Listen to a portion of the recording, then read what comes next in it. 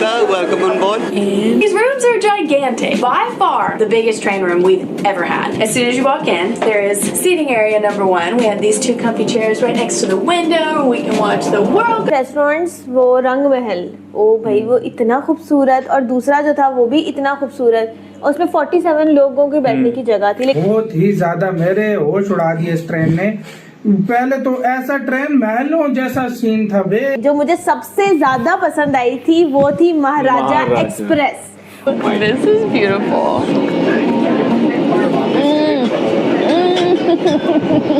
This is gonna be the best week ever. Anything It's that you so don't good. understand, you just So good. let me know.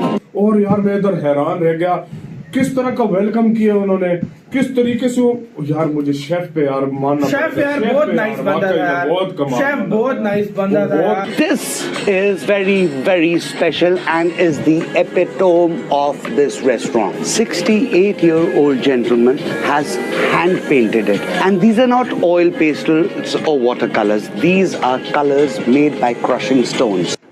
India की railway जो है आज भी दुनिया में उनकी resources के हवाले से उनका जूल इन द क्राउन आज भी है। अच्छा। और वो उनकी देखें कि उनकी जो टूरिस्ट ट्रेनें हैं वो महाराजा ट्रेन है, वो पूरी दुनिया से लोग देखने आते हैं कि ये भी तो लग्जरी ट्रेन। ये भी ट्रेन्स और ये बहुत लग्जरी किस्म की ट्रेन्स हैं, और ये कह लीजिए कि इकोनॉमी क्लास भी जो है ना इनकी लग्जरी किस्म की हैं। लेकिन हमारी बात ये है कि वो मेड इन इंडिया को ऊपर काम कर रहे हैं, जो उनकी ट्रेन्स बन रहे हैं या उनके डब्बे या बोगियां बन रही हैं, और हम जो है वो चाइना से ले रहे हैं। भाई इंडिया तो बहुत आगे है। नहीं वो कैसे चला हमारे स्टेशन देखे और उनके स्टेशन देखे, उनके स्टेशन ऐसे हैं जहाँ जैसे हमारे एयरपोर्ट से भी अच्छे हैं। आपने कभी विजिट किया? जी इंशाल्लाह। फिर वो बुलेट ट्रेन बना रहे हैं। सबसे ज्यादा लोग जो है ना चाइना के बाद जो है ना उनके हाल आज भी ट्रांसपोर्टेशन हो रही है, वही रेलवे थी, हम भी मिली थी, उन्हें भी मिली थी। तो ये है, this is the story of Pakistan, कि हमने जो बनी बनाई चीजों का ये सत्यानाश किया है। कहाँ से भी लोग देख रहे हैं, ये बताइएगा आपके उधर जो रेलवे की टिकट है क्या वो पेपर की सूरत में होती है, टोकन की सूरत में होती है, या कार्ड की सूरत में होती है, या ऑनलाइन होती है? ये जरूर बताइएगा।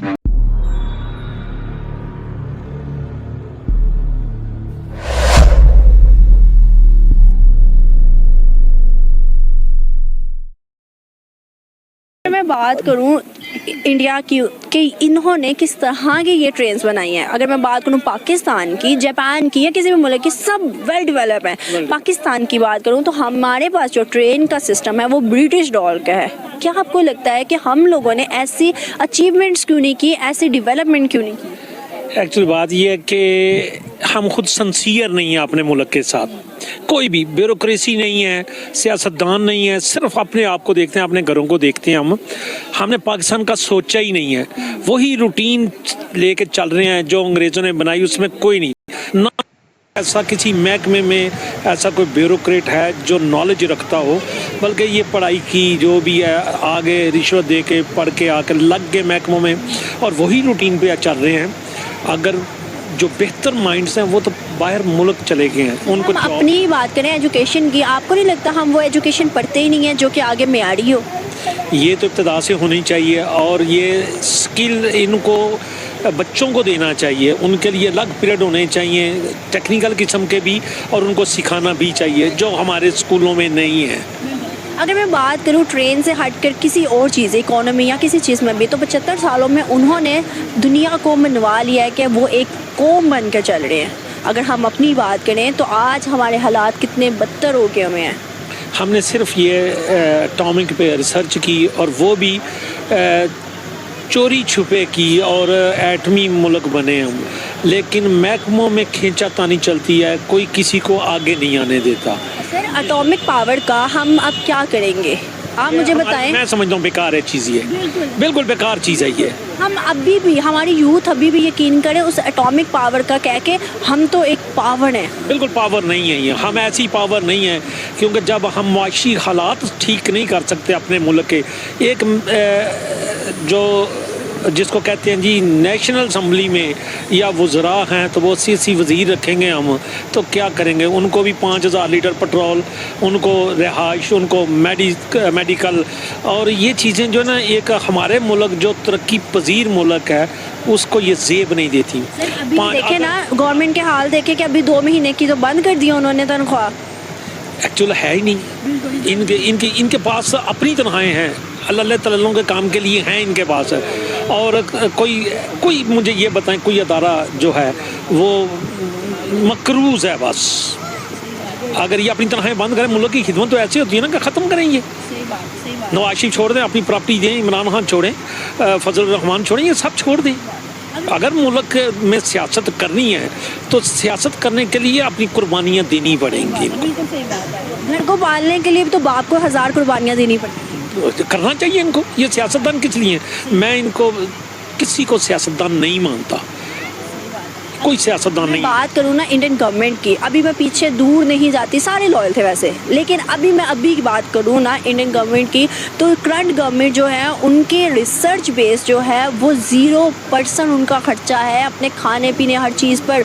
और जो खर्चा है वो ज़्यादातर प्रेफर करते हैं ये बाजरा और ये हर चीज़ की रोटी को, और जो खर्चा है उनके अपने मतलब उस पर है। अगर मैं बात करूँ उनकी जायदाद वगैरह की, तो अभी तक 2 टेन्योर गुजरे, 10 साल कभी ऐसा हमें सुनने को नहीं मिला। बेटे यहाँ पर तो सारी करप्शन है, बचाने के लिए भी यही है, हाँ जी, लगाने के लिए भी यही है। एक महकमा है, अगर वो मुझे दे देना तो मैं इस मुल्क में ना वो बाद में बताऊंगा, मुझे दे दें, ट्रैफिक फ्री, एजुकेशन फ्री, हर चीज़ फ्री। ये तो पढ़ लिख के महकमे बेकार लोग हैं ये। माशाल्लाह टैलेंटेड भी बहुत लग रहे हैं, आपके पास नॉलेज भी बहुत है, और मुझे लग रहा है कि आपको एक मौका ज़रूर भी मिल जाना। नहीं, एक महकमा मुझे दे दें, बीच में दखल अंदाजी कोई ना दे। तो मैं मानी बताना चाहते हैं, 1 साल में मैं इस मुल्क के कर्जे भी उतार दूंगा। मानी बताना चाहते हैं आपको? मैं खुद चॉइस करूंगा, वो मेरे पास है। और मैं 1 साल में कर्जे ख़त्म करूंगा। अगर ना करूं तो मेरी गर्दन चौक में रख के काट दी जाए। तो ऑडियंस को बताएं ना वो कौन सा महकमा? वो महकमा है, वो हर शख्स उसमें अगले साल उसमें हर आदमी जो है ना मदद। लेकिन अगर इनको बता दिया तो ये मुझे पता है कि ये बड़े बेईमान किस्म के लोग हैं, पॉलिटिशियन और ब्यूरोक्रेसी भी, ये गर्दनें भी उड़ा देते हैं अगर जो कोई तरक्की करेगा तो।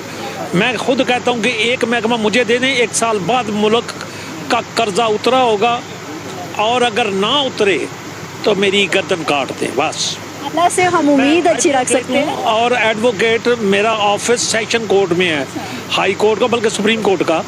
तो अलहाज मोहम्मद नईम मेरा नाम है, रब्ता कर सकते हैं, कर लें, बताऊंगा इन सबको इंशाल्लाह।